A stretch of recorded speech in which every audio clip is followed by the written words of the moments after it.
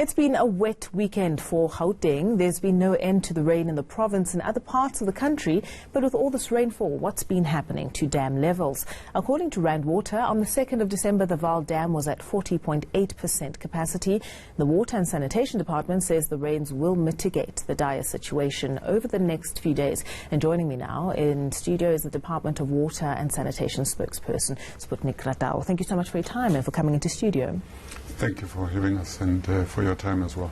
Let's begin with an appraisal. If you can give us an appraisal of dam levels. As we said in our introduction, we on the 2nd, we're looking at dam levels being at about 40%. Where are we now, and what are the desirable levels that we need to reach? The 40% actually speaks to the Vaal Dam. Yes. Very specifically, and that is one of the 14 dams which comprise the integrated Vaal River system, which has also seen a decline over the last couple of months because of the high temperatures, the late rains and so on. It is correct that we've seen some rains over the last week or so, and we are hoping that we can be able to see a bit of recharge to the system, but also the fact that we have begun receiving water directly from the Lesotho Islands Water Project after the inspection and maintenance work that has just been completed. So all of those things, we believe that on a natural point we can be able to assist us to be able to see a recharge of our dam levels. But also we must remember that our consumption patterns continue. And therefore, in as much as we might see a slight improvement maybe over the next few days, it's still early days yet. According to the weather services, they predicted anything of above average rainfall between the middle of December and the end of February. So that is where we are looking at. Absolutely. You touched on the fact that, of course, our water consumption continues, and you recently said that we do need to take into account that we are a water-scarce nation, of course, and we don't get enough rain.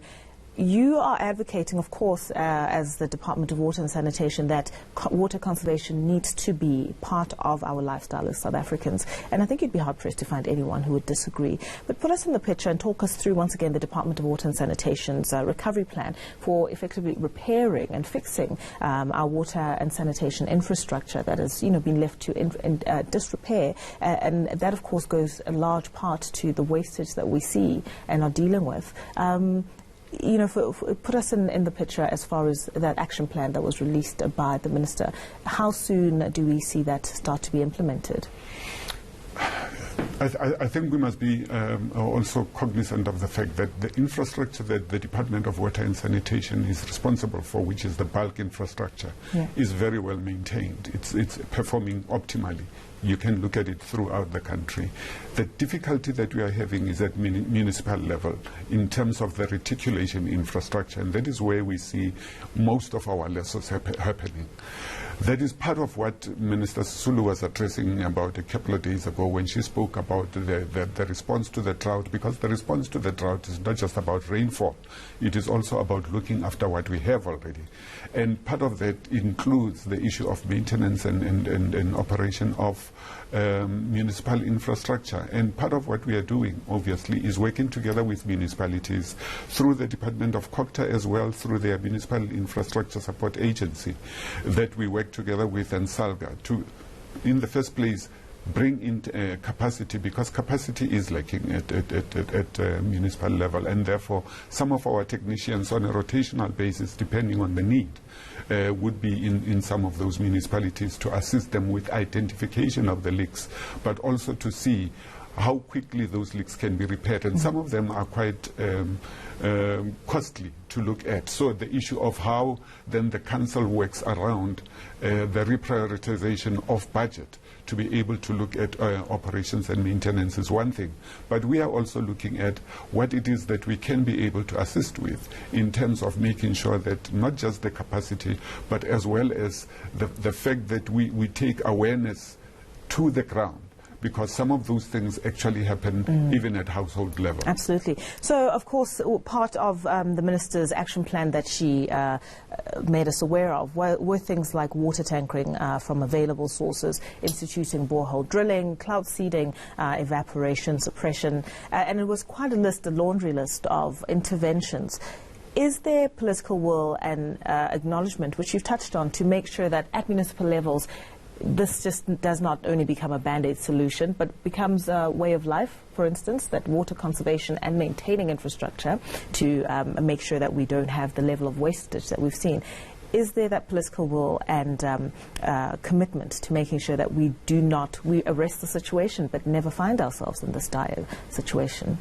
I think if there was an idea that there isn't political will, that should change now, because with the kind of engagement that the minister is engaged in with the Minister of Cooperative Governance, looking at how she has also brought the issue of water into what she has as a human settlement MINMEC, which deals with the issues of human settlements, but she says we can't deal with human settlements without dealing with water and sanitation. And therefore, some of our officials have engaged with the MECs, with the minister at that level, and the deputy ministers, to make sure that this is not just, these are not issues that just happen at the level of officials and recognized there, but we have to have the integration of the political offices, national, province, as well as local, in order to make sure that when the officials come in with the plans and the needs, there is obviously that kind of buy-in. Yeah. Thank you so much for your time, Mr. Ratau. We look forward to continuing this conversation with you at a later date. Yes, sure. All right, we'll leave it right there. That was Department of Water and Sanitation spokesperson Sputnik Ratau.